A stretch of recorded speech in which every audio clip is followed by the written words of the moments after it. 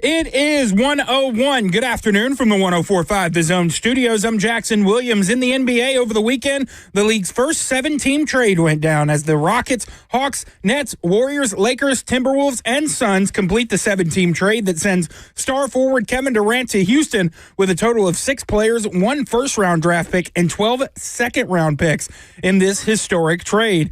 Nashville Soccer Club extended their unbeaten streak to 14 as they defeat Philadelphia Union 1-0 with a Hani Mukhtar penalty kick goal in the 100th minute to give Nashville the victory. And Nashville resumes U.S. Open Cup play on Wednesday against D.C. United and returns to MLS play on Saturday against Miami. For your foundation repair and waterproofing needs, visit USSTN.com. Breaking news at once on your home for the Titans and Vols. This is 104.5 The Zone.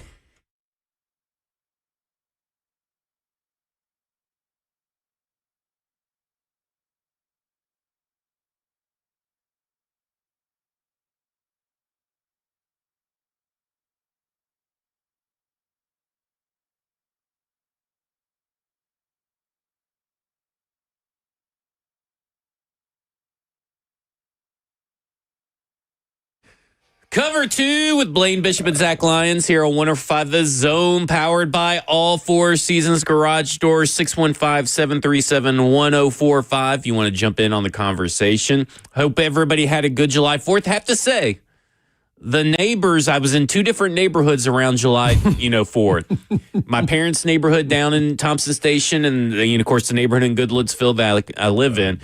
They all behaved pretty well with their fireworks etiquette. And that's the first time that's really happened. Because sometimes we'll get those fireworks that start going off at 11 after the previous fireworks went off. Oh. Have to say, good on everybody for, practicing proper fireworks etiquette on the holidays. Oh, yeah. I have no complaints. So it was cool.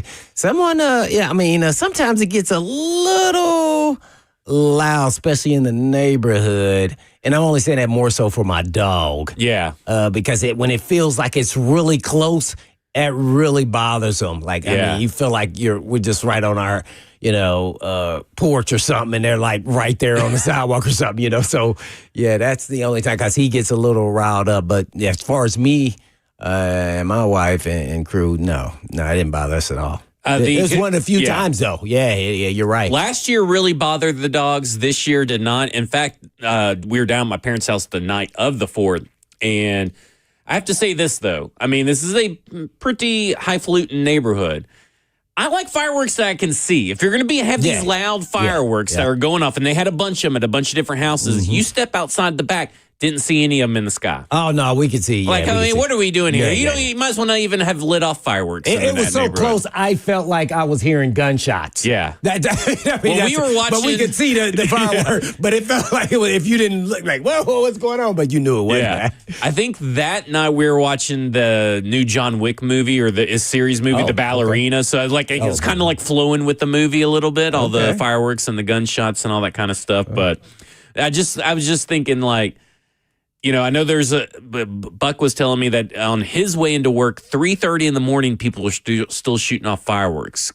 And I thought that was insane at 3:30 in the morning. And that's in city limits. That's just, he lives very close to downtown Nashville. Right. So that's within, Nashville city limits. At least we're kind of, I was at least, out in the country in the boondocks. Yeah. What about you? Did you have anything, Jay? Me and my brother-in-law shot off a firework that had for professional use only stamped onto the side. Oh, I haven't heard this story. Yeah. Way to keep secrets, man. Kind of give us some details here. Where'd you get that off the black market? I mean, where'd you get something like that? In a tent in Mount Juliet. A tent in Mount Juliet. It was me and my brother-in-law blew up the backyard. It was awesome. Just 2 pyros in their element. Yeah. So, is it one big thing? Is that what we had? Multiple things, but that one was the finale. It was. Yeah. Whoa. You didn't video any of this? No, I was too busy shooting them off. Well, no. Okay, you should say, hey, man, I want to video this. Had your camera ready. I think my sister and then did. Back up and Drew, you didn't want to get your work? My sister probably did. I need to ask her if she has it. Oh, man. So how big was it? Does it take 2 people to carry it? Is it that big? It's, no, it's more of a place to find it where it's level, where it won't tip over and hit you. So that was the real challenge. Yeah. Man, I bet that thing was nice. Was it nice? Was it worth it? It was worth it. There you go. Yeah, There you yeah. go. I'm sure we scared. Nice as at the soccer match with their fireworks there. Oh, you went to the soccer game? Yeah, I was there. What a game. I showed the little fireworks there after, what's his name? Mukhtar, what's his name? Yeah, Andy Mukhtar. Yeah, made the goal. Yeah, it was fun. Oh, I enjoyed soccer, yeah. What a game. Oh, awesome, man. A great game for you to choose to go yeah, to. no doubt. Yeah, it was a real good game, yeah. It was really good. Yeah. I mean, now they're what, 14? Had a lot of highlights throughout the game where you thought they were going to score goals. So, I love just the band over there or whatever they're called over there, hitting the drums and just going crazy with the fans. Oh, that atmosphere. My son sat down there with some friends of his, and that atmosphere was crazy. Yeah. Every time they were in the goal and everybody's, you can hear the whole crowd all into it. So, I get a little bit of soccer. The Nashville SC is breathing some life into Nashville sports right now. I hope that everybody's able to go appreciate them. Think what they won, 14 in a row? 14 in a row. 14 unbeaten. They've had a couple of draws in there. The majority have been wins. But they are on a really nice bounce-back season. Last season was so disappointing. After a up-and-down 2023, 2024, a bit of a disappointment, B.J. Callahan has come in his first full year really revamped this team. Yeah, I got a chance to meet him at this little event I went to. Got a chance to have a conversation, and he really believes that he's having success because of the fundamentals that he's teaching the young guys. So then I asked him, how's it for having older players with younger players? Let's say you got a 20-year-old, then you got another guy that's 37. How do you manage through that? Because, guys are leaving, coming, and everything else. So he kind of went through his timeline about like how he coaches everybody and how, you got to be careful with some of the younger guys because their ultimate goal is to get out and get paid. And then we try to lock them up. And so he kind of went down that timeline, but he was big on fundamentals of that's why they're so much different than when he got there. Yeah. So whether you're an older player or a younger player, he kind of likes it mixed in there because he said you got to have some experience. But, he seemed like a really down-to-earth guy, a guy who's blue-collar and actually was in the soccer industry. And then knowing he wasn't going to be good enough, he got into coaching and then kind of rose up from the ranks pretty quickly, too, by the way. Yeah. It's interesting with him because you talk about the fundamentals. I don't know, MLS history or anything. But I do wonder how many franchises have seen that quick of a turnaround with a new head coach that quick. And because it felt very Predators-Titans-esque last year around Nashville SC. It kind of felt like, man, is Tennessee ever going to see a worthy sports team again? It felt so because it was relevant. Nashville SC was relevant, and they had that really crazy bad year last year, and now they're all the way back. And like you said, I got a couple of nitpicks with soccer. I played soccer. The draws. I'm not a big draw guy. Yeah, I understand it and everything. But now they have this break, and now they're taking a break after going on to play a what is it this week against Washington DC United? It's so weird than other sports where you can come back and go. That's kind of weird and go play. It's like the Olympics all year round almost. Yeah. You just use that example. So this is like an in-season. It's like the NBA in-season tournament. So there's an MLS Open Cup. That's what they're playing in. They are in I believe it's the semifinals against Washington this coming Wednesday. Actually quarterfinals. I misspoke. And it's just like an in-season tournament. They're going to play on Wednesday, and then they're right back to MLS play on Saturday. Yeah. So what would that correlate like in the NFL? There isn't. No, make an example. Like, Blaine went and played for another team out of country to then come back for a break and then come out and just, make up something like it's almost so like different. this. That's why it's so different. It's like if NFL had a cup. That was this Open Cup, right? It's the U.S. Open Cup. NFL Europe could play back when that was a thing. Yeah, I guess, yeah. Oh, okay, good. Because there's some lower league teams that also play in this Open Cup. Yeah. So it's like if the NFL Europe teams came over like during the preseason or during the middle of the season, and the NFL had you guys play on a Thursday night, you played the give me an NFL Europe team, Zach. I know you got one on you. I do not. The Dragons. The Dragons. The Titans will play the Dragons. It's not going to affect the Titans' regular season record. So if the Titans come in, 12-0 and they lose that game, they're not 12-1. They're still 12-0. They're just out of that tournament now. Got you. Perfect. That's exactly what I want is for our fans to understand really what it's like. Because, I mean, everybody understands the NFL and how that season works for all the people who are trying to be soccer fans, especially myself. So I wanted to know that, too, because so sometimes this is one question I have, and it's going to be an elementary question, so don't laugh at me. I'm a novice soccer guy. But how do they determine how much time they add on when there's penalties? Just with the stoppage during the game. No, so but how do they know the length of time that they're adding? Well, it's because the clock is continuing, and so when a penalty or something, when there's a stoppage time, there's a signal, and then all that kind of like gets added at the end. Right, but how do they know the how much they're actually adding? I would assume there's someone in the booth or a time stopper. Penalties that have certain amount of time adjustment there, Jackson, or do you know? I do not know. Oh, right. It's for time lost due to stoppages in play. So whenever there's a stoppage in play, like when you see the flag and everybody's kind of rolling around in the dirt that's what the or whatever. Internet is saying? Yeah.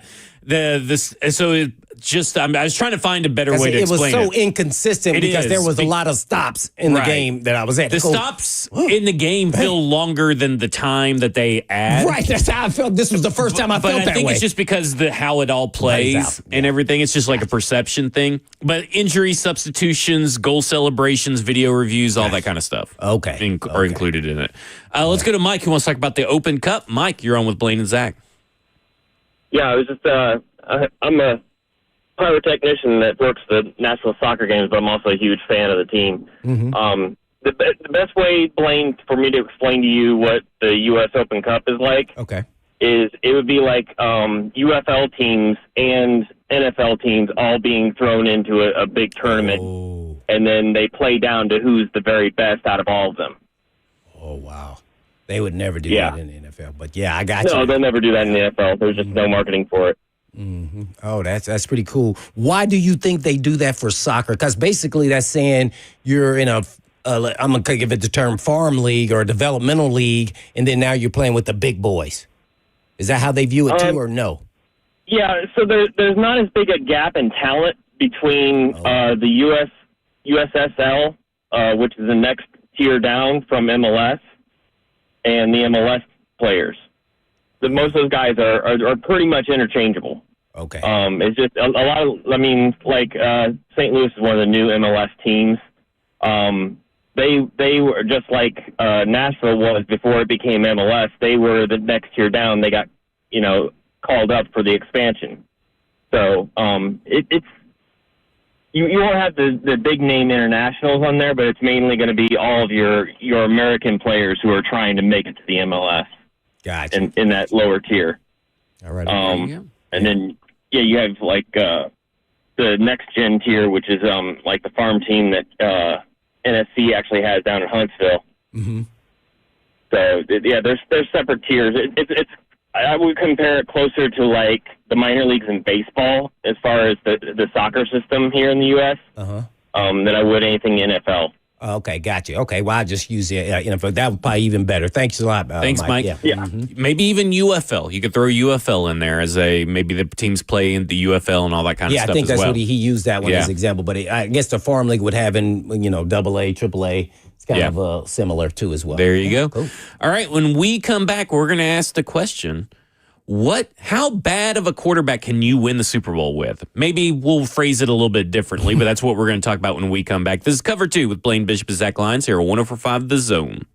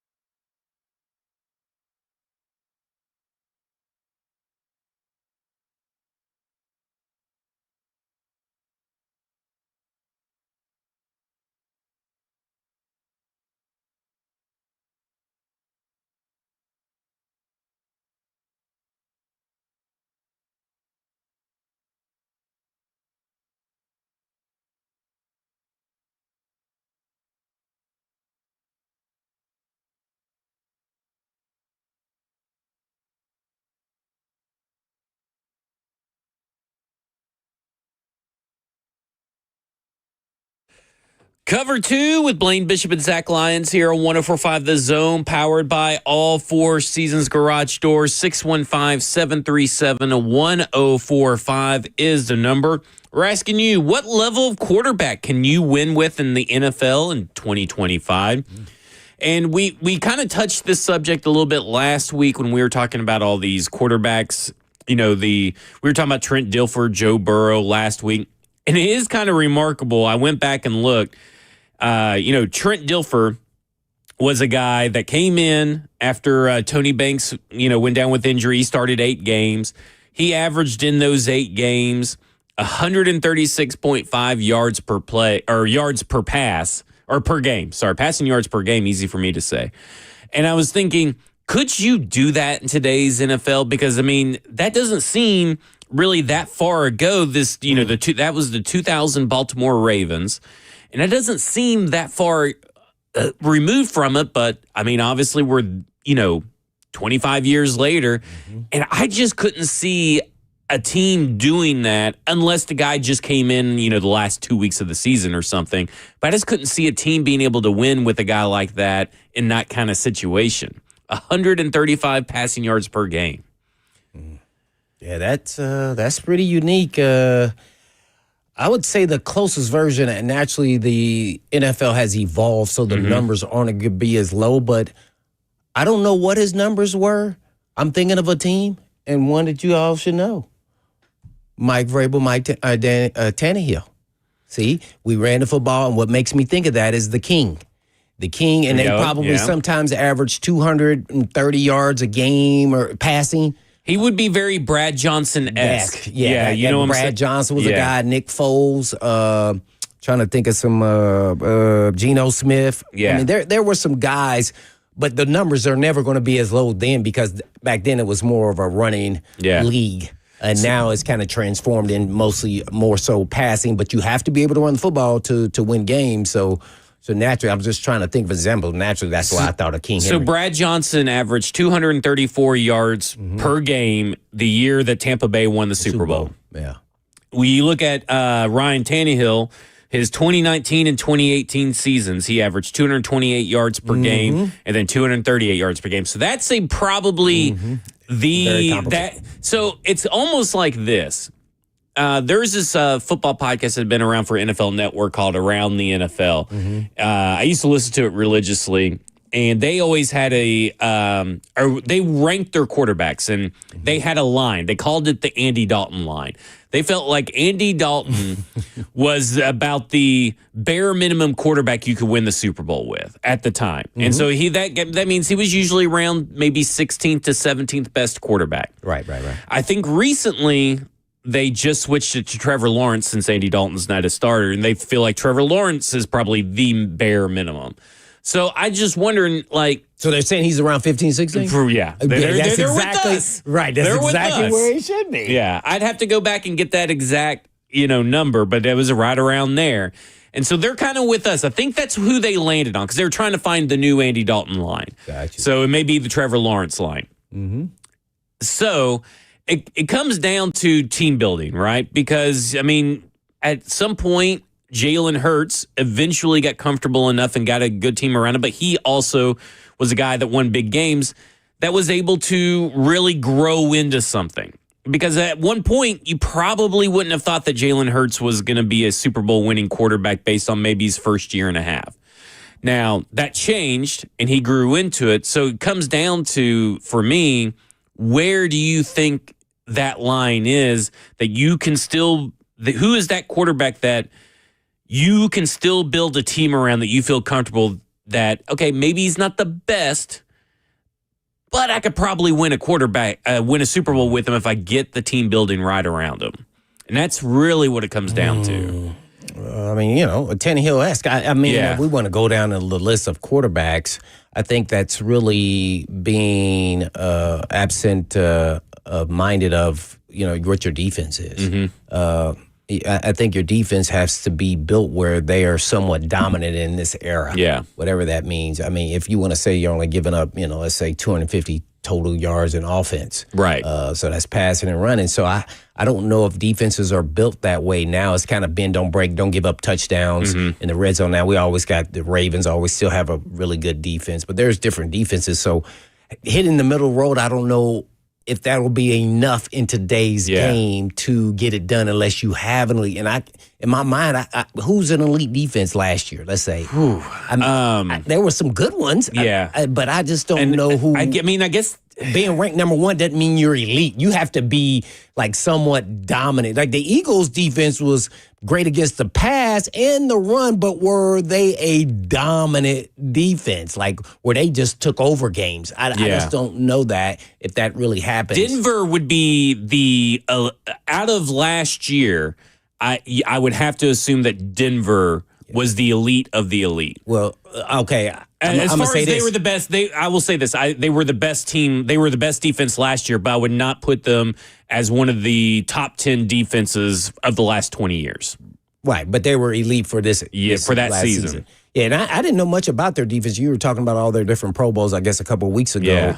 I knew they were good, but I just them in Minnesota were like the top two Minnesota, for the regular season. Yeah, actually played them, so I watched them. I didn't realize Denver's defense kind of carried them pretty much until Bo Nix kind of came into form. So that's always interesting. And how good will they be the next this coming season now without some different pieces, but keeping mostly the pieces there. So that'll be interesting. So I'm a big believer. I'm gonna say this. I'm a big believer in how your team is built is based off of the talent that you have accumulated. So the real good coaches adapt. So if you have a strong defense or somewhat of a strong defense like the Denver Broncos, let's say, then you can lean into that a little bit more and then lean into your running game to protect your quarterback, whether he's elite or not, because your objective is to win games.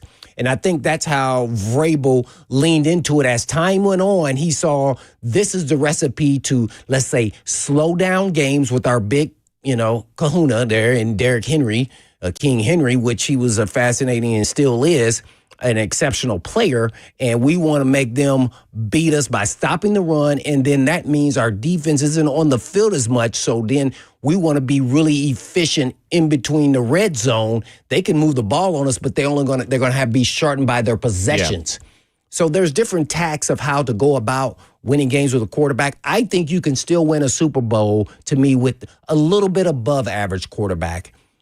And when you said Jalen Hurts, I didn't believe that he was an average quarterback. I never looked at him that way because here's what I also projected. When he first got in, what he did when he got there is no different than, do you believe J.C. Latham is going to be a real good player after 1 year? Yeah. You do, because you saw it. You saw it. Do you believe Skoronski, though? Yes, I actually do. I actually think he's just going to be an average starting guard and not 11th pick rated guard. Maybe. See, I think I would be probably in the middle of that. Somewhere in the middle somewhere. Because he's a little inconsistent. Yeah. But you know instantly after one season how good an actual player can be, because you got to think he's going to get better. Yeah. You have to envision that because he's not going to stay stagnant. And guess what he did? To me, the next time they made a Super Bowl, even though they didn't win it, to me, he should have won the MVP. Yeah. He didn't. Then he won it the next time they went, and they won.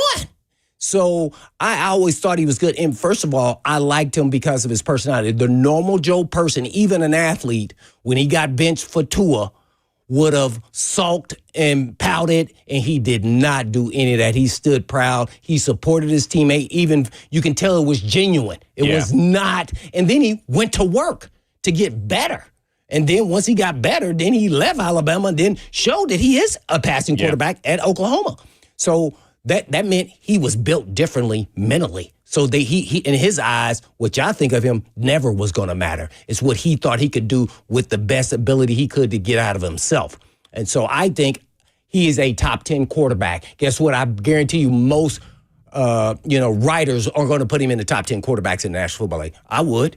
He's a winner. You can say, oh, he has all these pieces. He has all offensive line. He got a good D. Well, guess what? He won with it, though. How many have done that? Like, it's hard to win in this league. So I kind of... Especially in a single elimination tournament, right? Yeah, like anything could happen. I mean, man, come on, man. I mean, you can get... one interception could change a whole game.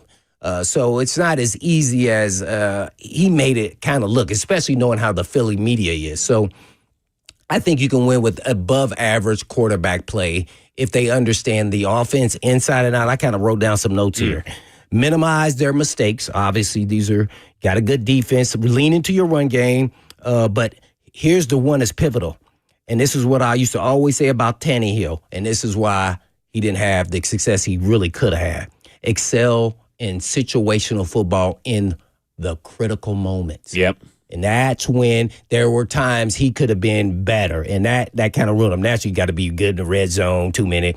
But clutch moments were really big for those quarterbacks who were just a little bit above. They got to go to their playmaker and make sure he gets a catch and win those one-on-one battles, and you got to make sure you get him the ball. And that happened because I could never see if he would be until the playoffs, and then hence we saw what happened. Yeah, I think there's a lot that you just said that makes so much sense because we talk about Howie Roseman, the GM, right? He's one of the great GMs. Well, he recognized what his quarterback needed at a certain period, built around that. Running and game, now, really, you could probably go back and say right now that Jalen Hurts elevates his team just as much as they elevate him. Right. It's a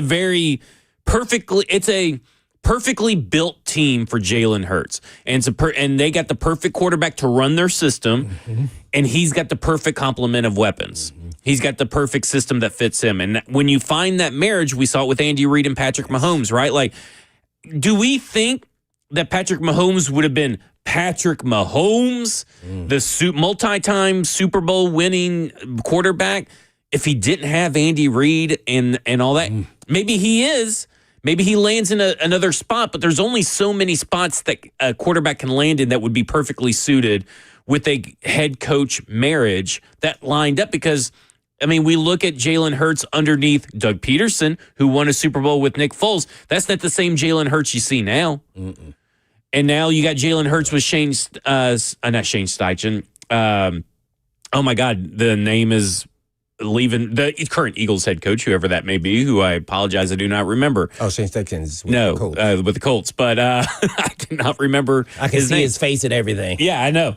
But like it turned into a perfect situation. Even that situation was tenuous here and there, right? Yeah. Well, there was times they wanted to get fired there in Philly. That's what I'm saying. Yeah, Hurts dealing with the Philadelphia media and how you're under such a microscope to win every game and perform at the highest level and get critiqued. And I mean, they go at you. Yeah, and their fan base is smart and their media is smart. Nick Sirianni, yeah, and they wanted him fired. They wanted him fired, and remember he got an extension now. But yeah, you know, at one point, you know, what really helped Jalen Hurts' development was moving Brian Johnson, the quarterback coach, from up in the booth down to the sidelines to help him, because the offensive coordinator and Sirianni were doing so many other things that they put Brian Johnson right next to him, and that's what helped start getting him in that direction.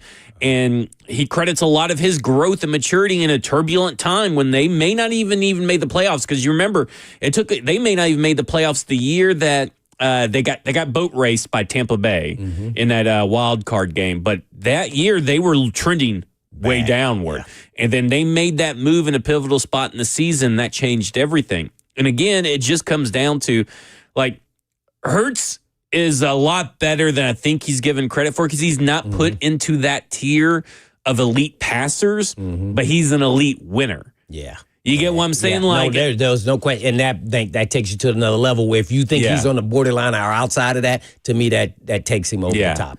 It's almost like he's in a tier of his own, because like he just wins. He just knows how to win. He knows how to stay cool and calm and collected.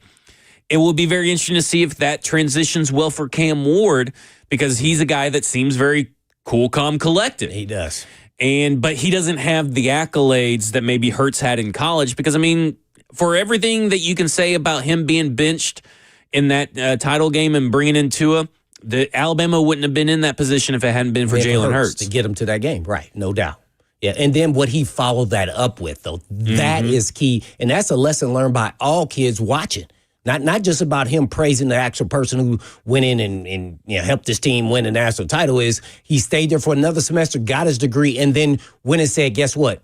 I wasn't a polished passer. how can I improve that, and where can I go to school to do that at Oklahoma for that 1 year? And then he was in the Heisman conversation, right? So I thought, man, that I had to applaud him. But class act guy, especially under turmoil and cool customer, as you mentioned. So I've been a fan of his ever since all of that happened, because that you could tell, man, he was crying for the team. I mean, that was just incredible. And guess what? For even Nick Saban to do that in that moment was, man, that was, you got to have some big cojones right there for that. You know, and Tua was much more polished. He looked the guy off and then threw that touchdown. Yeah. You knew it. He was a much more polished passer at that time over Hurts. It was clear as day. And I'm sure he knew that throughout the season. And look how but different, he didn't want to bench him. And look how season. different those careers have turned out in the pros. And he knew eventually that guy had more upside. Yeah. He just wasn't quite ready for that moment yet. That's right. That's right. Let's go to the phones. Nate wants to talk about Jalen Hurts. Nate, you're on Blaine and Zach. Hey, what's up, guys? How you doing? Doing good. How are you? Nick, sir. Yeah, let us show, man. Yeah, Jalen Hurts, man, he always been a winner. He started as a freshman in Alabama, man. So, you know, he's been through the fire. But another thing about the Hitman was talking about, you know, Jalen Hurts is definitely a top 10 quarterback. I'm trying to figure out how Joe Burrow is so great when they don't even make the playoffs. You know, they don't even make the playoffs, but everybody say Joe Burrow is so great. I can't figure that one out. And in defense of Ryan Tannehill, man, I'm gonna tell you, man. I hope that what happened to Tannehill, Mariota, Locker don't happen to Cam Ward, man. Because after all them hits, that year that they went, I forgot what year that was, man. But some of the hits that Tannehill took in that playoff game where he threw the 3 or 4 interceptions, man. Yeah. I just thought he was punch drunk after the hits he took that year, man. So I'm just hoping they can, because the Titans, man, they didn't develop a reputation of breaking quarterbacks, man. You look at Locker, you look at Mariota, Tannehill, the hits that they take, man, they were never the same. So thanks for taking my call, guys. Hey, thank you. Appreciate it. Do you want to defend your boy Joe Burrow? I mean, I just feel like the tape should say everything about Joe Burrow being one of the best quarterbacks in the NFL.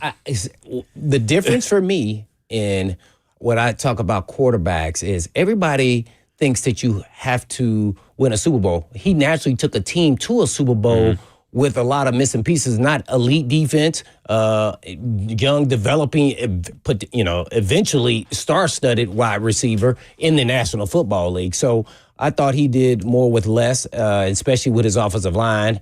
So I continue to think he's really good. But you don't have to win a Super Bowl, to me, to be great. It's all about what team you're on and how much they put the pieces around you to help you. His pieces are missing on the defensive side eventually on this team, and you can still see that by not giving Hendrickson an extension, an elite pass rusher. So I think it's more that than anything else. He can only do so much and carry his team on the offensive quarterback. You know, he can only hand off the ball and throw it to his playmakers and put up points. I wish I would have asked that guy if he was a University of Tennessee fan, because I would bet he wouldn't have said that about Peyton Manning that early in his career. Because, I mean, let's be honest. I mean, Peyton Manning was a great quarterback, not at the beginning, but turned into a great quarterback that had the hardest time even getting to the Super Bowl. Well, he still holds the record. I'm sure he's pissed about it for most interceptions for a rookie quarterback. He wants somebody else to take the mantle. Is that true? But also, I think so, I feel like the record. What? Peyton Manning for rookie interceptions? Yeah. Yes. He still holds it, correct? I believe so. You believe? But you seem like you don't want to say it. I'm fine saying that Peyton Manning was a horrible quarterback for the AFC South rival Indianapolis Colts in his first couple of years. But I feel like the Joe Burrow playoff, he can't even make the playoffs. That was one season outside of his rookie year. He's made the playoffs. He made the playoffs in 21 and 22. Yeah. So, I feel like that's a little overblown, and he's still one of the league's top and we also talked about how the defense was, 30th since 2021. Right. The run game is, bottom tier as well. The offensive line, he's had the worst offensive line over the last 4 years in NFL history. You said, I think last week, that it was just as bad as the Titans. It was worse than the Titans. If you can imagine that there were teams in a 4-year span that were worse than the Tennessee Titans, you would probably be saying I was crazy. But, I mean, he's had, and that's including, look, in the 2021 year where they went to the Super Bowl, they had the 30th ranked offensive line and pass block win rate. They had the 30th defense in yards per play, and they were 28th in success rate. In the rushing attack, they were 30th in success rate, 31st in yards per carry, and 17th in EPA.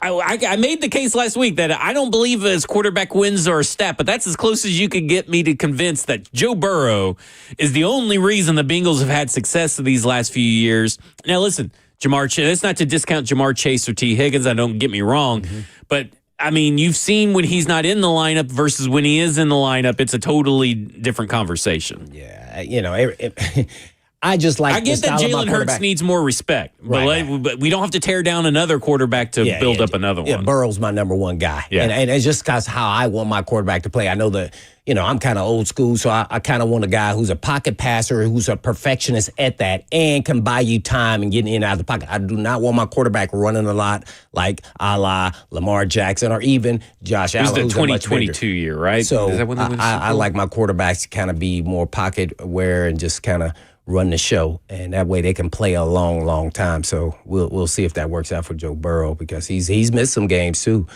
So we shall see. I mean, went to the Super Bowl in his second season. Yeah. Let's calm down on the Joe Burrow hate there, Nate. What do you got, Jackson? So I looked up the record. Do you guys know who has come the closest to Peyton's record since '98? I should know this, but I do not remember. And it's a big name quarterback. They're only six spots down on the list. All the others were set before. 2 through 6 were set before Manning. Before Manning got into the league and set the record. 7 was after. He is the person who has come the closest. No, dang. Played for the Browns. No, he said that's before. Baker Mayfield? Played for the Browns. Wasn't Baker his... You're close, Zach. Man. Who's the quarterback before Baker? Oh, gosh. Was it Cody Kessler or Deshaun Kaiser? I was getting to Deshaun Kaiser. He threw 22. That is the closest since Manning set it in 98. The others were set in 76, 70, 62, 1950, and 79. Yeah. And then Deshaun Kaiser in 2017 with 22 interceptions. Manning still holds the record with 28. There you go. Yep. And see how they stuck with him and see how he progressed. And they got him more weapons, better offensive line. They continue to give him more things because they still believed in him and they knew he was dealing with not enough pieces. Right. We'll talk more about quarterback development and quarterback play in the NFL. This is Cover 2 with Blaine Bishop and Zach Lyons here on 104.5 The Zone.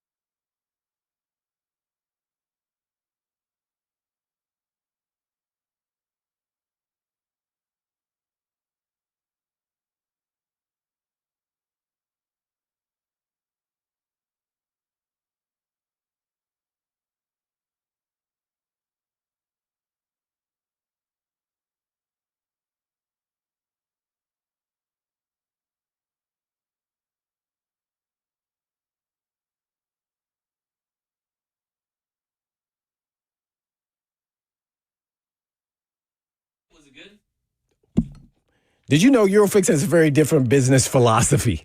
They have the staff for all the locations and more staff than the average auto repair shop, just so they can be ready for your emergency when it pops up out of nowhere.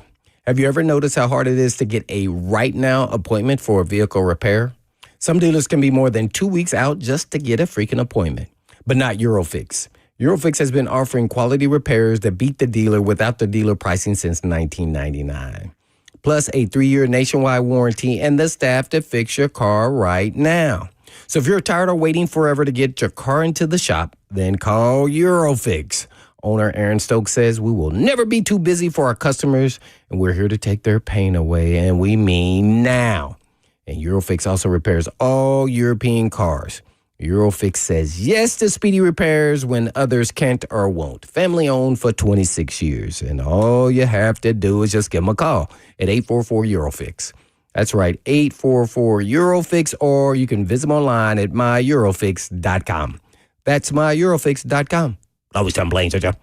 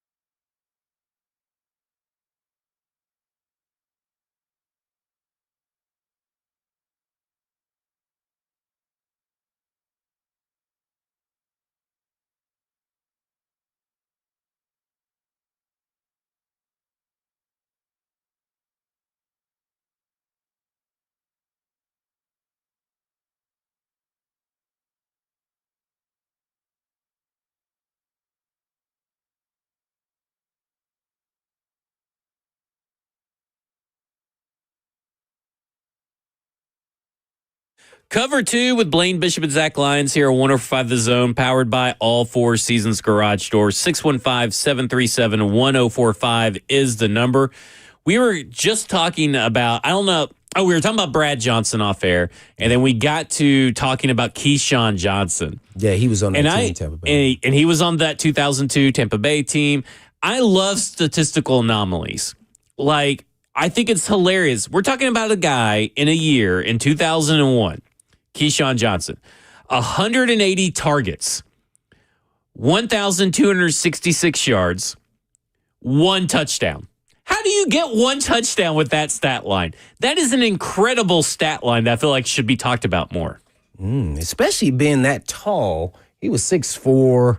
You would think he would be a red zone just killer. But, Keyshawn. Zach. Being the number 1 pick, I don't know if he's never going to live up to that. We wondered if he was, based on draft position, if he's not the most overrated wide receiver in NFL history. What's his total stats career?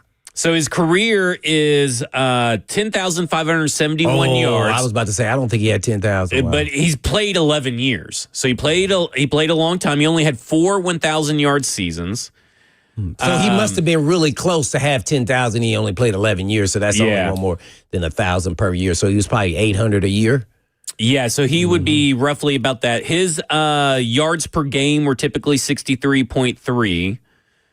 So, that's just kind of crazy. 1 touchdown out of 180 targets. That's some like Kansas City Dwayne Bowe stuff. Remember when that season where they didn't have like a receiver with a touchdown for the longest time? That's crazy. So you're trying to say he's not better than NWI?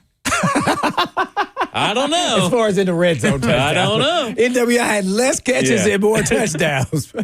Zach, was that with Tampa Bay? That was with Tampa Bay in 2001. We got to think on the goal line. When they get inside the 10, Mike Allstott was getting the ball. But that is kind of wild, though, still. I mean, you would, because we were talking about the way that he played the game was like he was big and tall, but he wasn't fast. I don't know what his yards after catch would look like. I don't know if they were measuring that back then. But, like, I kind of look at it and I go, even with 180 targets, in which you caught 106, and you got 1,266 yards, you still were only able to get 1 touchdown. He just never, and you kind of brought this up, but I don't know early Keyshawn Johnson. I don't really remember Keyshawn Johnson in college, but number 1 overall pick. Yeah, I think that's never lived up to it. Nah, that's tough one there, but hey, no more power to him. But they had Curtis Conway. I think he was maybe the 15th pick. He was top 10. He was top 10, I think. I think he's probably end up having a better pro career. They had some other guys there. Travis Hanna, Johnny Morton, who played for the Lions. Solid player. He's a good 3. But, yeah, Keyshawn probably number 2. He probably thinks he's number 1. I mean, because I don't know who has all the records there at USC. I would assume Curtis Conway, but I don't know. But yeah, he became, being that he was the number 1 pick, he was just a real good receiver, starting receiver in the league. He never lived up to, being the number 1 where he was dominant over time. I never felt that way. And I was in the AFC, so I didn't play him a lot, but I played him a couple times. Yeah. Just crazy. I just never would have. That stat line will just drive me nuts. I'll be thinking about that stat line. I'll probably bring it up in the show later at some point just because it's just wild. You think about the stat line, I look at Jackson, and when he said Mike Allstott, all I thought about was, I had a headache after I hit him. That's all. Yeah. You're probably wishing they would have thrown it to Keyshawn Johnson more. I was like, oh, my God, this guy here is different. Yeah. Matter of fact, they had work done, and then they eventually brought in Lorenzo Neal as a fullback with Allstott. So you had 2 big old heads in the backfield, like just want to just run through That people. is nasty. It was. That is something. It was. And we played them. Go look up 97 Tennessee Oilers against Tampa Bay in Tampa Bay. That was McNair had the long run that really actually sealed the game as a quarterback. He scrambled. But I would love to see what Allstott or Warwick Dunn, underrated Warwick Dunn, was a really, really good player. A really good player, being that he was small, but it was hard to get a beat on him and get a good hit on him, man. He was special. But Allstott, underrated. A lot of people, probably your guys' generation, probably don't even know about that guy. That guy. Now my generation. You got to remember, I'm nearing 40. Oh, so my generation is big Allstott. all-stock guys. Boy, he was a brute. Oh man, people probably remember him at Purdue, right? That's maybe that guy. So are you talking about the game where they were 30? They still won the game. Oh, I don't remember if they won or lost. I tend to forget the ones we lost. Yeah, I would too. I'm with you on that. I don't blame you. It was in 97? 98. 98. Okay. So let's look at the stat line here. So we got Steve McNair was 9 of 16 for 123 yards. How many rushing yards did he have? He had 95 rushing yards and a touchdown. That was the game then. Yeah. Let's see lost? here. Yeah. No, the lost. Oilers won. What? 31 to 22. Yeah, sorry. No, y'all won. Sorry. I was on Tampa Bay's original page, and it had I got my pages. Well, you almost convinced me that we lost. Sorry. So what's the Allstott had 32 rushing yards on 10 carries. On 10 carries. All right. What about work done? 14 for 49. Y'all held them pretty well. I bet hurt, but y'all held them pretty well. What Keyshawn? No Keyshawn. Their leading receiver that game was Emmanuel Burt, who went 5 for 11. No, his name is Burt Emanuel. Burt Emanuel. Yeah. 5'11", 106 yards. 106 yards. Yeah, he was really fast. He was a quarterback for Rice, and he was really fast. Their other receiver was Rydell Anthony, who was 7 of 11 for 68 Florida yards. Gator. Yeah. Florida Gator. He was big on their Florida Gators. Well, what's the head coach's name? Spurrier. Spurrier. Yep, it was Spurrier was their coach at that time. Yep. Mm-hmm.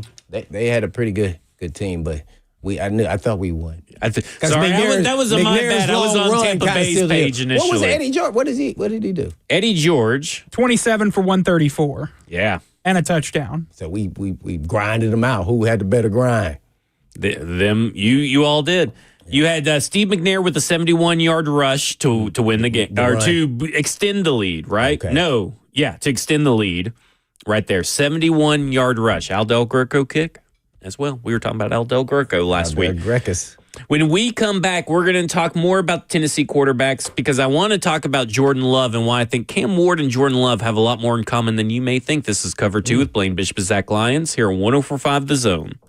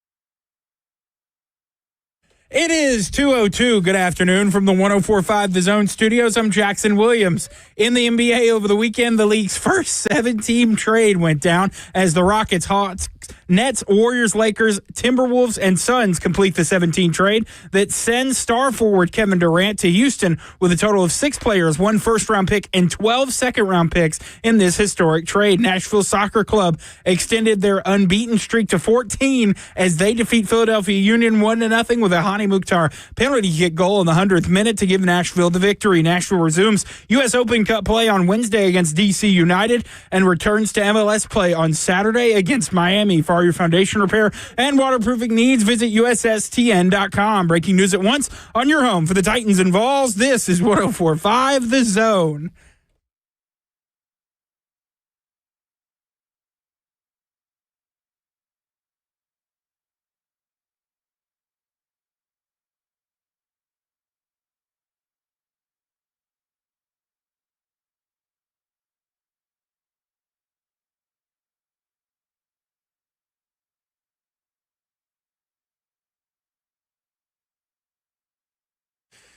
Cover 2 with Blaine Bishop and Zach Lyons here on 104.5 The Zone, powered by all 4 Seasons Garage Doors. 615-737-1045 is the number.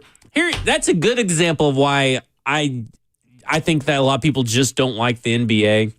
A 7-team trade sounds great on paper. I love the idea and the hilarity behind it. It's the first of its kind. Yeah, but how is Jemai Meshack involved in this trade after Jemai Meshack got drafted by the Memphis Grizzlies?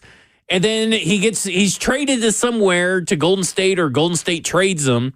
And then an hour later, after this announcement, the Grizzlies announced he signed. And I'm like, what is happening here? What is this? So Jemai Meshack, to me, the ding dong who has no idea how. I don't get it. So the way I understand it is Jemai Meshack was traded from somewhere. I don't know which one of these 7 teams it was, to the Warriors, and the Warriors turned around and traded Jemai Meshack once again to the Memphis Grizzlies, and then the Grizzlies signed him to an entry-level second-round contract. But that happened in the draft. They made the trade. Then why is this getting announced a week after the draft, it feels like? So the way the NBA does it, their league year starts after the draft, where free agency and trades can take place. So all of these things have been agreed to. Jemai Meshack did a press conference the day after the draft. Yeah. He was a part of their draft press conference. And so Golden State? No, Memphis. And so he was a part of that press conference. He's been practicing for Summer League with the Grizzlies. But because of the league year not being official until the trade was not official until this weekend. Yeah, it's stupid. It is so stupid. It made my head hurt reading. It was a big deal because it was the first of its kind. 17. Have you ever heard of a 7-team trade? What would that look like in the NFL? I think in our fantasy football league, at some point in our fantasy football league, there was that's like a fantasy league trade. We've had one like that. Have you ever watched The League, that TV show? Yes. They did like a trade between the whole league, and that's what this reminds me of. Yeah. Oh, wow. I mean, it's insane to me because, again, their calendars you were getting nervous that they were getting rid of Meshack. I was like, man, there goes all that Meshack talk I was talking. I showed up in the chat saying we're bringing Nashville and Knoxville together with Memphis and all this stuff. And I'm like, he just got traded? I thought I was like, he got traded to the team that traded him to the Grizzlies in the draft and then traded that pick. And I'm like, what is going on? You thought the Warriors said takes back. I guess. I mean, I didn't know what to think. I had no clue that the NBA's fakakta schedule does it something like that, like where it goes all the way through. So 2 weeks after the draft? Yeah. Well, this is why nobody likes you, NBA. Yeah. Kevin Durant's a Rocket. That'll be fun. I thought that had already happened. Couldn't be official. This was a 2-team trade when I first heard about it a few weeks ago. I don't know where the other 5 came from, but they decided they wanted it on the fun. Just ridiculous. Oh, my God. The Lakers decided that they had not been involved in a big enough trade for a superstar this year. I mean, it's wild. Could you imagine if the NFL operated as stupidly as the NBA does? And I just couldn't imagine trying to cover it. The difference is we would all love it because I guess I don't know. You would get a player that you wanted. The NBA kind of puts players that are kind of popular to certain areas. I think they try their best. That doesn't happen all the time.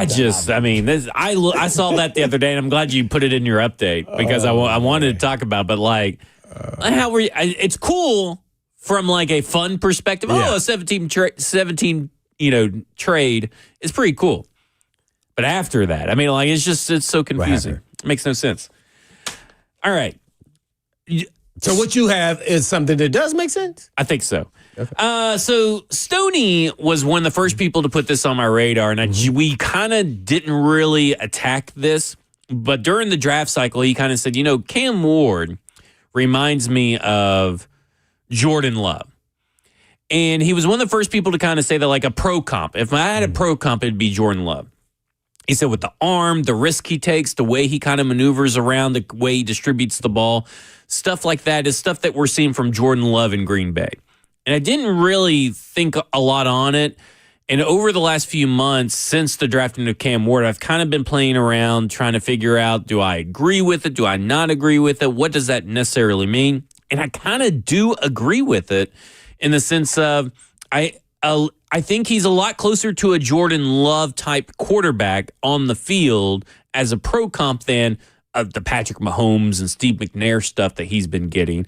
I kind of said that Cam Ward kind of reminds me a little bit of Baker Mayfield too, and Baker Mayfield kind of reminds me of Jordan Love in a sense that they are guys that aren't afraid to take risks.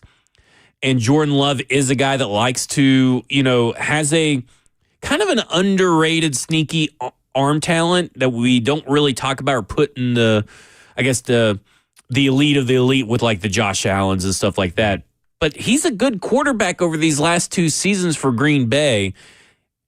And I guess the question is, if you were a Tennessee Titans fan and maybe he's Cam Ward is a Jordan Love style quarterback, that's not a bad thing. It may not carry the name recognition or the playoff success that you want so far, but we're talking about Jordan Love, who only has 2 years starting right now. Of course, you want Cam Ward to start earlier, but maybe he could be that 2023 kind of Jordan Love or whatever. But, like, Jordan Love is a really good quarterback, and I'd have to put him in my top 10 quarterbacks in the NFL right now.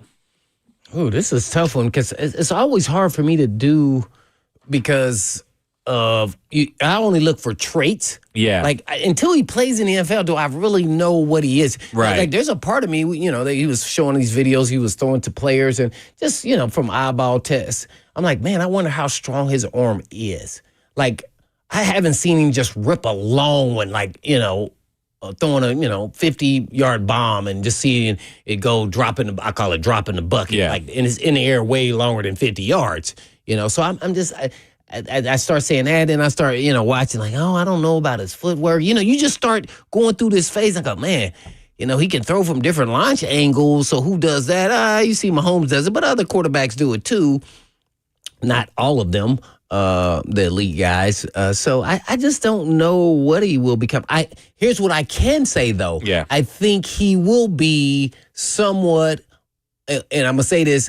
And I'm not talking about comparison of player, but I think his career will be somewhat similar to yours, who you said, Baker Mayfield, who Baker Mayfield is now. I'm talking about just success as a player, like the performance, wins, and, winning now that he's at Tampa Bay here the last 3 years. I think he will be somewhat like that once they get all the pieces to the puzzle. Yeah. Not spectacular, but a real good quarterback. By the way, we were talking about winning a Super Bowl, that you think you can win a Super Bowl Which with. I would say you could Yes. with Baker Mayfield. And so I would would say the Buccaneers are turning in that direction. Right. So I would project that he'll be as career-wise like that. Now, maybe he has a better year 1 year and less, but he will be somewhere like that if I was making a guess. I think that's a good I don't think that's necessarily a bad thing. I like Baker Mayfield in the league. I think he figured out how Just don't do what Cleveland did. Right. Well, Cleveland. I mean, and some of it's on Baker too. Right. Well, he was playing with a bad shoulder, and they knew it. And then he tried to fight through it. Then they used it against him in negotiations. Right. Then he became a crybaby, and then it became that. Right. He tried to show tough for his teammates and the organization, and they didn't. That's why some of the dudes don't play. Right. See, this is why they get not my shoulder hurt. I'm getting surgery and I'm fixing it and I'm moving on. Or I'm not playing like this. And some dudes do, depending on your position, and who's behind you. Right. Mm-hmm. So I just think he learned to harness his emotions a little bit better in the pros, and it's been very effective for him. Yeah. And I'm kind of a fan of him because wasn't he a walk-on? Ooh, was he a walk-on? Is that true? I don't think if he was, I don't think I ever knew that Baker was a walk-on, but I could be wrong. Baker? Yeah. At Oklahoma, he started as a walk-on. Wow, I did not know that. That's the first time I've heard that. Walk-ons, no other walk-ons. He won the Burlsworth. What'd you say? He won the Burlsworth. Gotcha. Yeah, see, so that's why I've been a fan of him, because it takes a lot of gall and guts to say, I know I'm good enough. And then he did it. And he proved to himself that he was. Kind of like Cam Ward, right? Yeah, right, exactly. See, so those guys, they have a different layer of mental fortitude and toughness that you just don't ever count guys out like that. You never do that. I can never do that. Even going against greats. Like, even if he was going against Mahomes. Like, hey man. You can't, because, at some point, this guy can show you flashes of greatness, and if he gets hot, he will believe he is better than that other quarterback. Well, and he's gone to a team that when we talked about the process of hiring a general manager for the Tennessee Titans, one of the guys I really liked was John Spytek of Tampa Bay, and he's over there with the Raiders right now. But he's gone to a team that believes in him, but also similar to Jalen Hurts, built around him. They stayed patient with a head coach that a lot of people did not like in Todd Bowles. And they've been able to find offensive coordinators to fill the gaps and not have to change much for the offense. And they got Bucky Irving back there right now, which is just... Him and Rashad White are a great tandem for Baker Mayfield to lean on if things aren't going their way in the passing game. Got Mike Evans. Chris Godwin took less money to stay in Tampa Bay. And they just reloaded their cupboard of wide receivers. They drafted a lot of young wide receivers the last 2 years because they know in the future Mike Evans probably not got a lot left. We don't know when he's going to be here. We don't know the health of Chris Godwin, but we still have invested money into Baker Mayfield because we believe Baker Mayfield can win you that Super Bowl. It's good enough, right? Yeah, and he's not top tier. What is he making, 35 a year or whatever? Not even close to top tier money.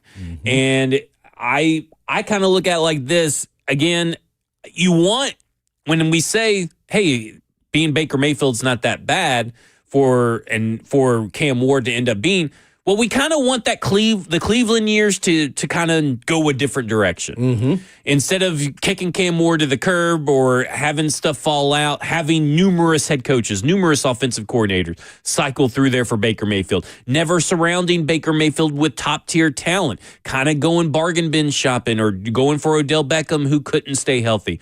You got Jarvis Landry, who also couldn't stay healthy. That kind of like... You got to find the guys that are durable for your guy to grow up with.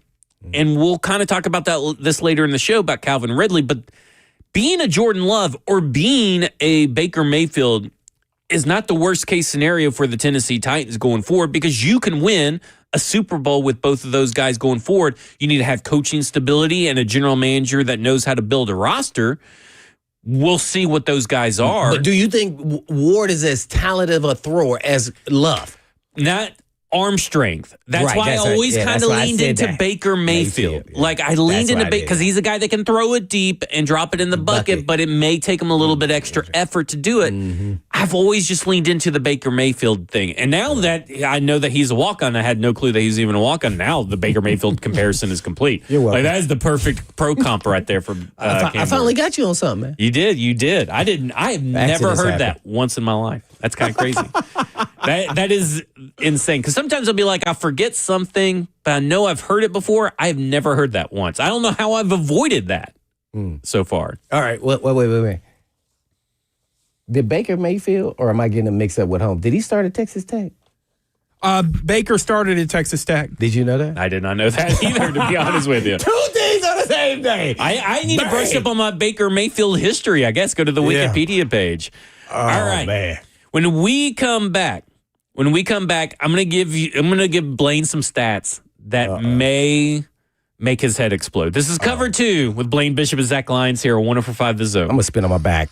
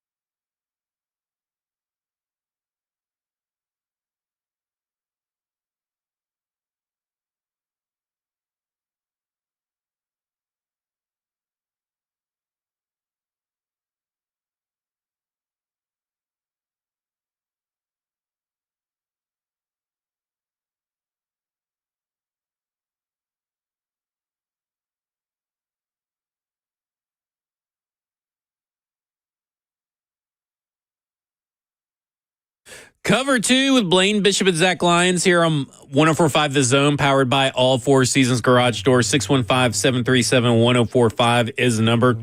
Apparently, Nashville Scene has a investigative reporter that goes around and just drinks beer and finds out which beer is the cheapest in the area. Oh, so I just saw it on their timeline on Twitter. We get some reports. Yeah, I wish I could have been on that. Maybe I can do a on location for 104.5 The Zone. Well, give us your Maybe info. we'll go. Give us. I have to. I just saw it. I haven't read through it, but it's got a. I'm talking about on what you think is the best beer. I guess. Well, the best beer for me. I'm a big sucker for Czech Pilsners and German Pilsners. Wow. But I will say that Teddy Loves Pilsner is a really good one. Wow. That was over at definitely Fat Bottom. We were just there at Fat Bottom. Not probably. What, Jackson, you got some opinions? You and Ross back there? I'm more of a mixed drink kind of guy. Ooh, I see you. Love a marg. Oh, you know which one is a really good one? Yazoo does a German Pils and a Czech Pils. They're probably the best in the area. Oh, okay. So there you go. Yazoo over in Madison. Yazoo, I got you. And they got really good food there. Really great burgers and french fries over there. So you're trying to double down. All right. So here's what I got for you, Blaine. Is this for me? I got all kinds of stats over here. Oh, now, we're not going to get too deep into them, but if you want to hear more in depth, I went through them all over on Football and Other F Words on July 3rd. So while we were off, I did one real quick. Oh, okay. Okay. But here's some that I thought that you would probably get a real kick out of and maybe believe, maybe couldn't believe. I'm going to start off with the Tennessee Titans defense.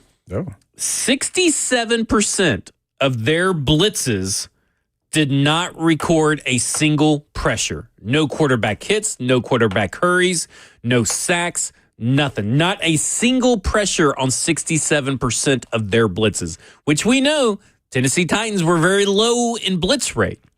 So they were at the bottom in the NFL in blitz rate last year as a defense. And so not only that, the majority of those little moments that they actually blitzed did not record a single pressure. There were actually worse teams than that. They were actually 30th in that metric. I couldn't believe that they weren't 32. So there were actually worse teams than them, but 67%, Blaine, of their blitzes yielded not a single pressure. Do you find that believable? I'd love to pull up some different stats over years. Yeah. Not just with the Titans, just in general, because sometimes it's talent based, sometimes it's the actual players giving tips to actual blitzes. So then they change their protection schemes, and could have been a great play before that happened, and then all of a sudden they check the blitzes and change their protection. So that's kind of hard to say. Because sometimes you'll see that that's the same, and guess what? They'll be ranked top 10 defense. You go, well, how did that happen? Well, the Tennessee Titans still had a fairly statistical-wise okay defense. I mean, they were probably 15th in the NFL. If I had to put a real number, there were some times when I was on some defense when we were not as talented. Those average years of 7-9 at 8-8. 9-7. I'm sure we were somewhere as far as those blitz rates and how much they would. Make it home. I would say we were definitely hitting the quarterback. Yeah. It may not have been again sacks, but right. That not a single kind of pressure. I mean that's odd. That's hard. It's hard to do, but it shows you that. Well, who were the other two teams? Do you know? I don't know. Now, I may be able to know if I get to other chapters in the book and everything. Right. This was just the Tennessee Titans chapter. I would venture to say that probably the Panthers is going to be one of them. They had a pretty low sack rate and all that kind of stuff. So I'd say that they are probably one of the right there as well. I wouldn't know. It'll be interesting to see. I'm not so far. I don't know who the other two are, but I would say that would be one of them. Mm-hmm. Yeah, but that comes with that. And the reason why I would compare it to like a team that we had before we got Javon Curse is because guys are good players, but they weren't a threat. So then you had to blitz. So then you had to showcase where you were coming from. And sometimes it just never worked. We weren't even getting home on blitzes. They were still moving the ball. So, I think it has to do with talent. At the end of the day, that's kind of where we're at. Falcons, I bet, would be the other one. It's just really? a guess, because they weren't that good last year either. That's why they doubled down with getting pass rushers, Jalen Walker and James Pierce in that draft. What, first 2 rounds or first 3 rounds? Yeah, well, no, first round they traded up back in for James Pierce. Okay, yeah. So they addressed what their deficiencies were. Yeah. Well, that's my next question. Well, you hear Titans that? Got one of them. I mean, number 29 in pressure rate, 22 in sack rate, and then 67% of their blitzes did not record a pressure, which was 30th in the NFL. Yeah. Last year, Arden's key pressure rate ranked 69th, and then new addition Lorenzo Carter, like we talked about, had 0 sacks and 409 snaps. We've talked about, Femi Oladejo is transferring over. Draymond Jones, I think his best season was 6.5 or 7.5 sacks. Do you feel like how? I guess I just grow frustrated over this pass rush, because it feels like the pass rush has always been a lingering issue, even if it wasn't a blatant issue like it was last year, but has been a lingering issue where it never feels like they kind of properly addressed it, because there are years they go out and sign Vic Beasley, Jadeveon Clowney, they do the draft and they draft some guys and all this. They're trying to address it. It just never has worked for the Tennessee Titans to have one of those premier sack units. It feels like it's been a long time since we've had a premier sack unit. When was the last time? What? Man, I would have to. I'm trying to think, because I went back and looked and it's like, man, even under Vrabel, they weren't a really high sack team. By committee, yeah. Yeah. So, man, that's been... So we're talking about a Rackbo level or Derek Morgan? I think maybe then would have been. And I wouldn't say time. They were more on the Landry level. I mean, when you say that, I mean... Yeah. Even then, they weren't that good. So they always try to patchwork pass rushers, and I don't know if that has to do with you just trying to get a bargain and got motivated to get his numbers in a 1 year span, because that does happen. I think I want to say it was the Ravens had a guy over the last 2 years before he got there. It's 2 years before that he was only like 4 or 5 sacks in 2 seasons, and now his 2 seasons with the Ravens he's at 18 sacks or 15. It just was crazy. So I don't know if that's a product of other players around you. It makes it a little bit easier, or you developed and improved and learned how to pass. The last time the Tennessee Titans were top 10 in sacks would have been in 2017. They were 6 in sacks that year. 6 in total sacks. 2017? 2017. So that was Tannehill or Marcus? No, that would have been Marcus. That was Mike Mularkey's second year as coach. And that's when they had Morgan? They had Derek Morgan. They had Derek Morgan, Brian Arakpo with 14.5 sacks between them. Jarrell Casey with 6, Wesley Woodyard with 5, Eric Walden with 4, Daquan Jones with 3.5. That was actually a really down year for sacks for whatever reason, because like that 42 sacks that they would have had in most years would put you outside the top 15. 10. Oh, top 15. Yeah. So I just feel like, it may even be further back to when you were playing. They were well, no, I guess it would have been the Kerry Collins year with Vanden Bosch and Hainsworth. Right. That would have to be that year. But that was an elite. Yeah, that was an elite group. Yeah, and that was a long time ago. It feels like. But yeah, that was a minute ago. So, but see, we're naming multiple players. Mm-hmm. I mean, and that's. I don't think, and that's what I think they're trying to do, but I don't know, because what they're doing is they're trying to get beefier, right? Everybody is beefier and everybody's stronger or lengthier and all this kind of stuff. It's not necessarily your speed guys. Right, let's go down the road. Yeah. All right. Is Jeffrey Simmons as good as Albert Hainsworth?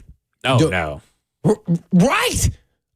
There we. Okay. So who is Morgan or Arakpo? Or the pass rushers? I guess you would put Draymond Jones and Femi there, and I'm like, well, those guys aren't even as good as them. No. See, so that's... Because people forget Brian Arakpo, how good he was. He may not have been the Brian Arakpo he was, but right. he was really good. Yeah, he was 9 sack guy. Like 10 sack guy. He was close to that. And of course, that we're talking about now, we got to go back to that 2008, that Albert Hainsworth year. Brandon Bosch? Yeah. In that time? There's nobody here. They can't even touch his contacts that he was wearing. Red, blue, green, whatever it was. Like, I mean, and who was the opposite of him? Joe. I'm pulling it up right here. So yeah, that just shows you they got a ways to go. Femi has to hit. Listen, you had Hainsworth, Jacob Ford, Jason Jones, Kyle Vandenbosch, Dave Ball, Tony Brown, Javon Curse, Kevin Vickerson were the top 8 sack getters on that line. And Ball, dude, when he came in, he was like he was at the starting of a track meet. He just came in and put 4s on the ground and went, shoo. I mean, man, they had guys to come after. Yeah. It's just, so they got a ways to go. Femi has to, and I hate to do that because it's unfair. He, converted guy. But that's the situation he's been drafted into. At least disruptive. Yeah. And I'm not saying the numbers got to be high, but he's got to be disruptive. Like he's got to be around the corner. And I think that will help the other players. Well, a question got posed the other day. We're kind of off track from where I was going, but I don't care. A question got posed to me the other day is like, how far away are they from fixing the pass rush? And I'm thinking, well, I mean, to be honest, it ain't fixed this year. And then how many guys you got going on their Arden Key, final year of his contract. Draymond Jones, 1-year contract. Lorenzo Carter, 1-year contract. That leaves you, and I think Ali Gay is on a 1-year contract. That leaves you Jalen Harrell and Femi Oladejo as the only 2 edge rushers currently under contract for next year. So guess what the other team's saying? Oh, we know they're going to draft a pass rusher next year. Right. You may have to draft 2 or 3 edge rushers because a lot of these edge rushers, good edge rushers, really don't hit free agency, or at least the ones that can fix. You may get some patchwork guys, some Band-Aids, but this has been a long-standing issue, and you need sacks in the NFL because guess what? This is a passing league now. Going back to what we were talking about, the quarterbacks. It's a different league. The 135 passing yards and winning the Super Bowl does not happen hardly anymore, right? Oh, that ain't never happened. So you're in a passing league and you don't have a lot that's really disrupting. Again, it's not all about sacks because sometimes, a quarterback pressure that isn't a sack can actually lead to an interception. So not everything is just about sacks, but you got to get your quarterback on the ground. You got to put the fear of God in the opposing team's offense that, hey, we got to make sure that maybe we got to keep a tight end because we're going up against this pass rusher. We got to make sure this tight end chips or this tight end stays next to our tackle because they got this pass rusher. I'll be honest, there's not a guy on this defense as far as pass rushing goes that if I was an NFL offensive coordinator, that'd be that scared of. No, you don't fear anybody. And that's the whole point. So here's what they're trying to do is build from the back to the front, I think is what Denard Wilson has been saying because they don't have that. So that's why Snead is so important. Right. It's because now you got big-time cover guy down and then other cover guys that can, handle the load and cover longer to help your sack guys get there. Give them another beat, another step. Hopefully, and you hold that ball another beat, another pat, and then they can get there. So we'll see if that works. But I mean, they had to take the quarterback. Well, you have to you had to game plan for Aaron Donald, right? You had to game plan for even the height of Javon Curse before the injuries. I mean, you had to game plan for you have to game plan for Max Crosby, Albert Hainsworth. Ooh. The problem is that some of these times that you double team Jeffrey Simmons because there ain't nobody else to double team. You double team T'Vondre Sweat because, hey, there's nobody else to double team. There's nobody else that prevents you from double teaming those guys. And that's the issue with the Tennessee Titans has felt like over the years. Because even when it was Jarrell Casey, I kept saying, someone provide Jarrell Casey some help because to me, you got Jarrell Casey, who is a really great defensive lineman, but we're not getting any help, so he's easily neutralized because he's not Aaron Donald, but he's still really good. So, I at the end of the day, we have a couple of really good players, but we have nobody that puts the fear of God in another team right now. Yeah, I've been saying it for the longest. They need to get a bona fide threat, and then that kind of will help everybody else. Yeah. Because that's kind of where we were. We had depth piece guys. We had solid starters. But, boy, when it turned into a whole different ball game. Like every mock draft for the Tennessee Titans in these way too early mock drafts will have an edge rusher. Who's the best edge rusher? Do you know already? The kid from Clemson that's going to be turning 21 this year. He worked, and his TJ something, and his last name escapes me. But my buddy LeVon Kirkland's on their staff there. He worked really. If he would have came out last year, he would have ranked really high statistically. And he was only in his second year. Now he's going to be in his third year. He's going to be really good. I'd be very surprised if he doesn't end the year as the best edge rusher, bar none, in this draft. I'd be very surprised. For him then, yeah. And it's a shame I can't think of his name. No, well, I mean, it was TJ something. That's all I can remember for right now. TJ Husmanzada? Maybe it is. No, maybe it is. Not him. He's a wide receiver. When we come back, I do want to talk about Cam Ward's comments about Calvin Ridley because it sounds a lot like what Blaine Bishop has said about Calvin Ridley. This is Cover 2 with Blaine Bishop and Zach Lyons here on 104.5 The Zone. What you talking about, Willis?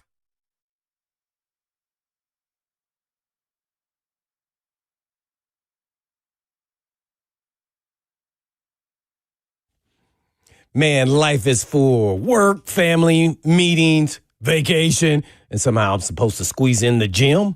I don't have enough hours in the day to train and do all this. I want to feel better in my clothes, but surgery, not for me. I just want something that works, and I mean fast. Enter M-Sculpt Neo at Edge Peptide Therapy. 30 minutes, no downtime, real results.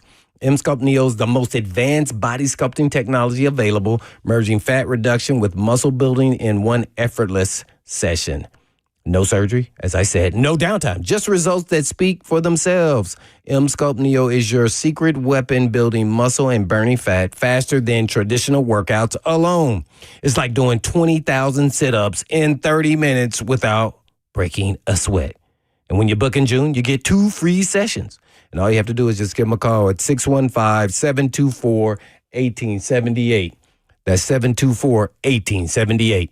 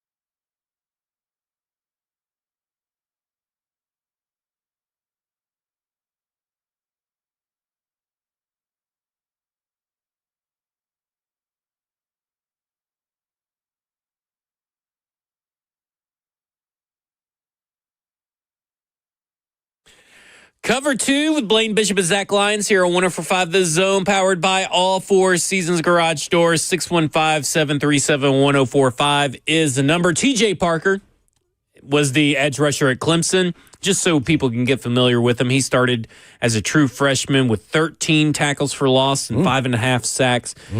Last year, he went 20 tackles for loss and 11 sacks and added on 6 forced fumbles. So, this is a guy to watch out for who's entering his 3rd year as college, and I think he's going to be pretty good. 3rd year starting? 3rd year starting. Wow.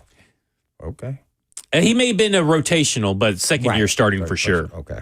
In that 1st year. But, I mean, still, even as a rotational player, 13 tackles for loss and 5.5 sacks is pretty good.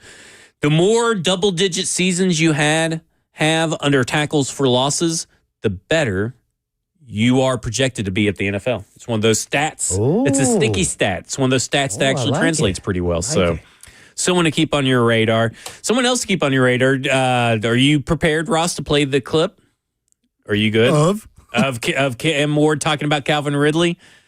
He should have it. Okay, he's good. Cam Ward over the weekend put out a video, or his production team put out a video on his YouTube account of them all training him, Xavier Estrepo, Elikiah Manor, Chimere Dike, Chig Okonkwo, who showed up late, and there's a funny segment of him holding Chig accountable for showing up late due to traffic.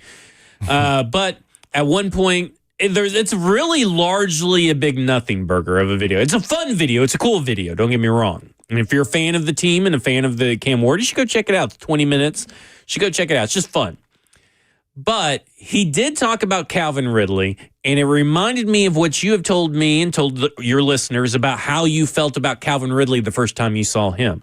Play the clip. Different. How you move, everything. Now that I like see what a receiver's supposed to be like that's why I'm glad like Elliott, Chim, Strep, Bryce, all the guys in our room, I'm glad they got him because like I ain't never threw no receiver like him to move like him, can cut like him, and that boy he ain't selfish either. Like he want the rookies, all of us, he want us to do better than him because he gonna end up getting his one-on-one. The way that he moves, the way he cuts is like Cam Ward's like, I've never even seen or played with a receiver. While Xavier Estrepo's training with him, by the way, like him. Now, I mean, obviously, Calvin Ridley's better than Xavier Estrepo, but I mean, like he said the same stuff that you say. You have told me numerous times, you told the listeners here numerous times that the first time you saw Calvin Ridley, you're like, that's a dude. That's a wide receiver. Yeah. Well, I was saying this the way he moved. I even said that he was probably top 3 fastest in Titans history. But he's real loose, and that's really uncommon, and especially for guys that are as fast as he is. And he wasn't just straight line fast. He had speed with quickness, and that's a difference. A lot of people think it's all the same. It's not. Straight line speed, and then a guy who can do. He had both with looseness to him. So I thought, man, this guy could be pretty good. Now, whether he's a real one or all that's a whole nother question. But he's definitely an elite player. There's not too many guys you see like that, and people just think they're all the same. But nah, he's a little bit different, man. His speed is really good. And then he even showed this season even better than I even thought is that he can run the ball. They were running him on reverses and things of that nature. I was just looking at him from a wide receiver perspective. If I'm scouting him and how he runs routes and how he sets up with his deep speed with his actual route running, because he's a really good route runner too, and which most speed guys have issues with and a little easier to read when they're breaking down. So. And Cam has seen it. He's like this is different. This guy's guy as far as his skill set. Right now, sometimes it doesn't translate and say he's going to be a great player. I think really is a really good player. He's the number 1 receiver on this team. If he was on a really elite team, I don't know if he would be considered 1A or 1B. Right. So, but if you put him on the Eagles, he's probably 1B to AJ Brown. Exactly. Mm-hmm. Even though his skill set is better than A.J. Brown, that guy's just a better receiver than him. So I think we need to keep that in mind. But as far as I'm concerned, man, his skill sets is off the charts as far as NFL player. Well, I like hearing Cam Ward kind of realized, oh man, it's all different. But I also like that they've connected on at least one deep ball that we're aware of. We know that they're working together, but I also liked hearing that Calvin Ridley is really rubbing off on these younger wide receivers, because we've talked about leadership with this team.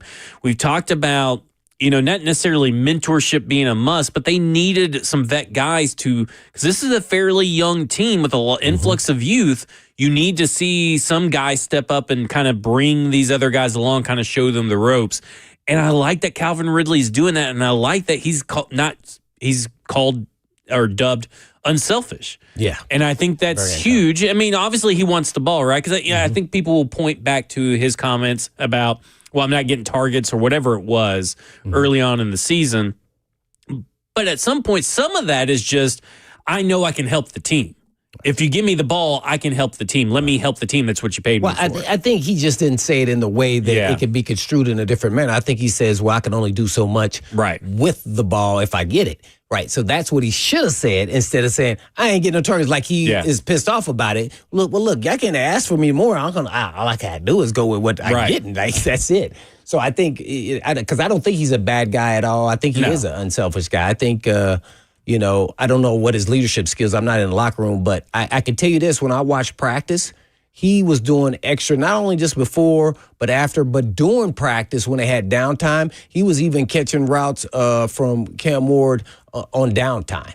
So he's trying to make sure that he, at least on his side of it, make sure he does his part to make sure. And I saw him catch a deep ball that day, and it was on point. So most of the times when they were missing, it's either one guy didn't run it the way they thought, the quarterback missed him, and then now they're trying to compensate for one another, and then they never hit on time. Yeah. So I think both of them are going the same direction, at least when I'm talking about with him and Will Levis. So now, and him and Cam, I think they'll be on the court a little bit sooner. So I think he's doing extra. I think Ridley's doing extra with Cam Ward. Yeah. Well, and I also look at it this way, because he is so drastically different than any other wide receiver that Cam Ward has played with, according to what Cam Ward said, is that they're going to have to spend that extra time, because not everybody runs the routes the same way. Not everybody runs a dig the same way, at the same speed, with the same, burst out of that cut, right? Like all that stop and go. So Cam Ward also has to get used to it as well,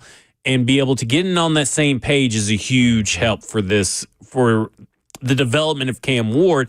And I do think that Calvin Ridley, I think I would agree that he's almost like a 1B wide receiver, which is still a good wide receiver for your young quarterback to have. He's not, Justin Jefferson. He's not A.J. Brown, but at this point in the game, Calvin Ridley still put up 1,000 yards last year among a terrible offensive line, a first-year play caller, and the disasters that were at quarterback as well. And he was the focal point of the passing offense last year. He probably is going to be this year, but he's going to have a little bit more help, because they're going to want to get these younger guys involved too. Yeah, no doubt about it. So I'm hoping that he has a big year. And I'm going to say this, an easier year. When I say easier, meant that he is a little more consistent week in and week out, whether it's 120 to 80. We want to see him factoring into the game, because his success determines the wide receiver success. And early and often, too. You got to get these wide receivers involved early as possible. Yeah. All right, that will do it for us. We'll be back tomorrow. This has been Cover 2 with Blaine Bishop and Zach Lyons here on 105 The Zone. 3HL's up next, and in the meantime. And in between time. Peace.